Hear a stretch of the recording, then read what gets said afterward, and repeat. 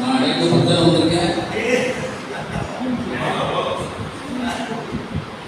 குறைகள் சொல்லலாம் சொல்லலாம் சொல்லணும் அவரே சொன்னாங்க. இப்போ 1989 நான் சரகு வாங்கிட்டு வந்து கண்டோம். இப்போ எனக்கு வயசாக அது கல்வி பேச்சுடைய முதல் மேடை சமுதாய தெருவில் அமைக்கப்பட்ட மீளாது மேடை. அப்புறம் எல்லாம் கேள்விப்பட்டிருப்பீங்க. அவங்க ஒரு நகைச்சுவையாக பேசக்கூடிய ஒரு மிகப்பெரிய ஆதி ஐயப்பேட்டு அவங்கள நானும் தான் பேச்சாளர். நானும் சிறிய பையன், அவங்களும் மூத்த வரணும். பொதுவாகவே அவங்க வந்து ஸ்டேஜில் ஏறும்போது ஒரு சிரிப்படையாது.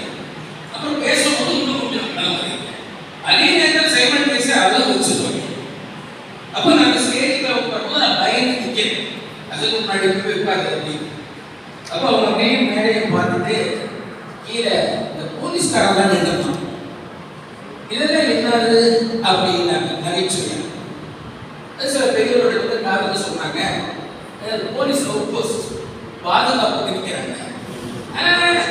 இங்கே வர பாதுகாப்பு எங்க 3-6 நிமிஷம் ஒன்றா உட்கார்ந்துருக்காங்களோ அங்க வந்து போடுங்க.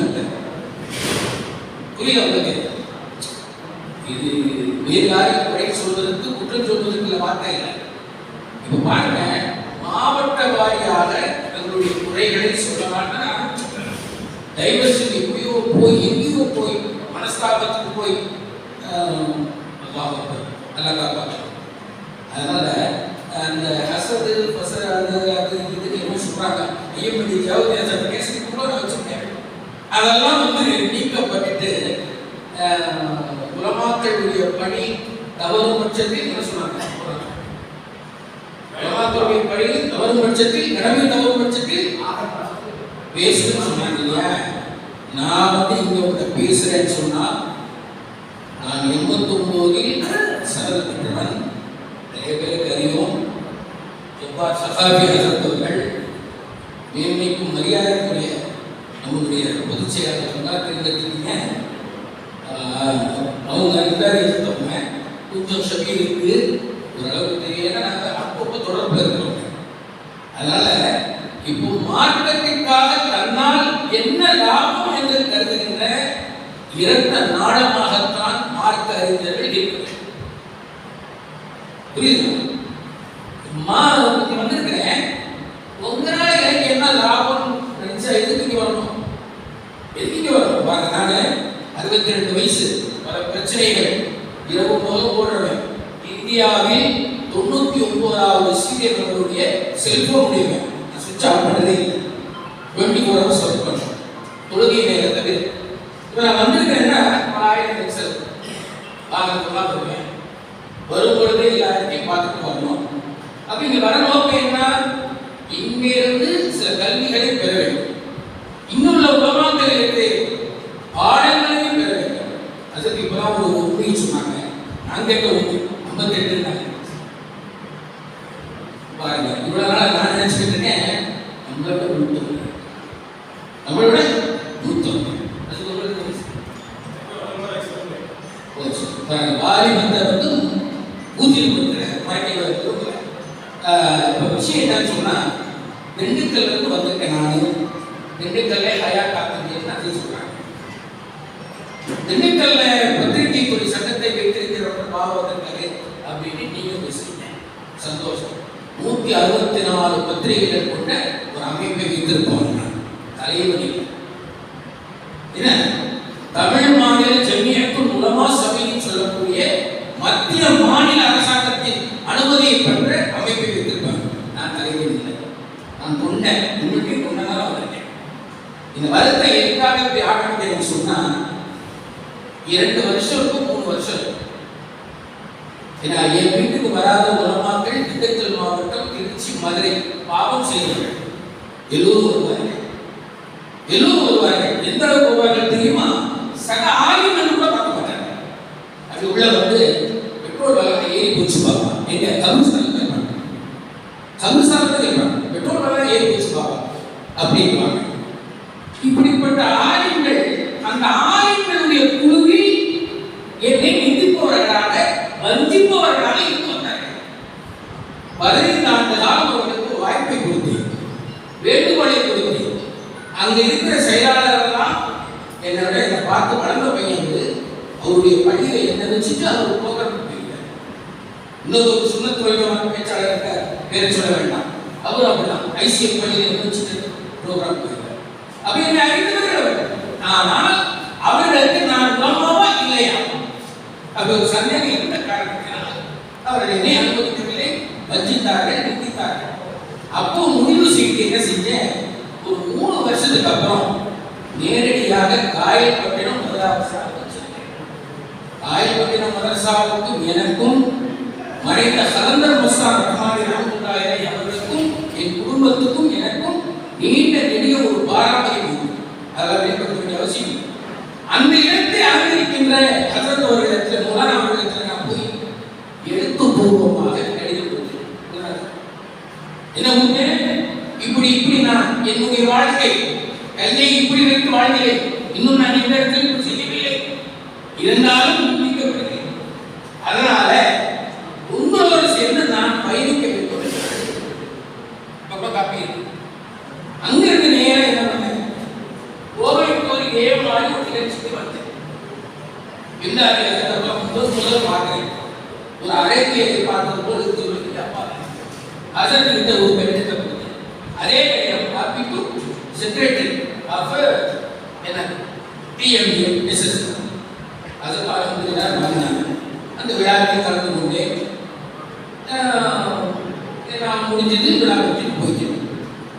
இன்று வரை அந்த கடிதத்திற்கு ஏன் மௌலானா பதில் நீங்கள் பதில் தந்திருந்தால் தமிழ் மாநில ஜமியத்துல் உலமா சபை ஒன்றை உருவாக்கியிருக்கிறார்.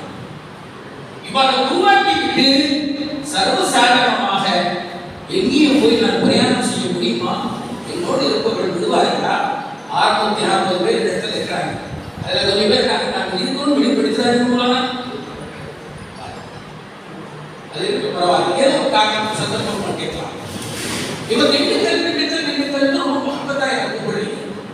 திண்டுக்கலை ஹயாத்தாக்குதுன்னு சொல்றீங்க, மாஷா அல்லாஹ். அடுத்த ராத்திரி 11 மணிக்கு கூட அந்த உடல அந்த பல பிரிவுகளுக்கு என்னை என் வீட்டில் சந்திச்சு பேசி எனக்கு கண்ணிய செய்து எனக்கு என் மீது அன்பு காட்டி செல்லக்கூடியவர்கள் இருந்தார்கள். அவரோடு ஒரு கம்பெனியை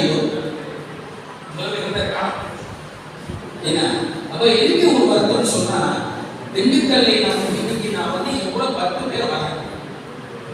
மாலை நிகழ்ச்சியில் பொள்ளாச்சியில ஒரு திருமண நிகழ்ச்சியில் பார்த்துட்டு இது வரமாட்டேன். ஏன் செய்யுங்க, இதுல என்ன நமக்கு இருக்கு நீங்க கொடுக்குறீங்க கேட்கிறேன். If mind is the reaction, where is the action? இந்த பாதிப்பு என்ன அப்படின்னு சுட்டி காட்ட கடமைப்பட்டிருக்கிறேன். பணிவோடு ஈமானிய பணிவோடு உங்களோடு பகிர்ந்து கொள்கிறேன். அப்போ நீங்கெல்லாம் அன்பிக்கை ஒரு வந்தாங்க, வந்தாங்க, ஒரு சின்ன குழு போட்டாங்க. ஒரு 10 பேர் கூடியணுமா? இரவு நேரத்தில் எல்லாம் 10 மணிக்கு மேல இரவு நேரத்தில் குழு போட்டாங்க. மெம்பர்ஷிப்லாம் எழுதுனாங்க. ஒரு சகோதரர் எழுதி கேட்டாலும் ஒரு பெரிய பத்திரிகையுடைய தினத்தந்தியுடைய மூத்த பத்திரிகையாளர் அவர் என்ன பண்ணாரு, போட்டீங்களே பாபாவை என்ன பண்ணீங்கன்னு கேட்டார். அப்போ ஹசரத் என்ன சொல்றாங்க, இங்காரி அதெல்லாம் நீங்க பேசாதீங்க, அவங்க என்ன பண்ணணும்னு எனக்கு தெரியும், அவங்க என்ன பண்ணணும்னு எனக்கு தெரியும், அதெல்லாம் பேசாதீங்க. இதை இன்று காலை வந்தக்கூடிய 10 பேர் என்ன கேட்கிறாங்க, வரவின் மோகம் கொல்லாது என்று நான் 35-40 ஆண்டு காலமாக பொது இடத்தில் பேசுகிறேன். எல்லாமே அது நான் எனக்கு ஹராமாக்கி கொண்டு வாழ்பவன் யார் தப்பா நினைச்சிடாது. ஏதாவது ஒரு பகுதியை கொடுத்துருக்காங்க, அது குள்ளு ஹராம், எனக்கு கேட்க மாட்டேன். நான் வந்திருக்கிறேன் சொன்னா திண்டுக்கல்லை நீங்கள் அங்கீகரித்திருந்தால், திண்டுக்கலுக்கு பெரியவர்கள் நீங்கள் வந்து ஒரு நிலையை உருவாக்கி இருந்தால், இன்னைக்கு திண்டுக்கலை சார்ந்த ஒரு 10 பேர் எப்ப சத்தியமா வல்லாஹ் திருப்பாக 10 பேர் இருக்கிறார் வரமாட்டேன். நாங்கள் பட்டமளிப்பு கொடுத்துருக்கோம்.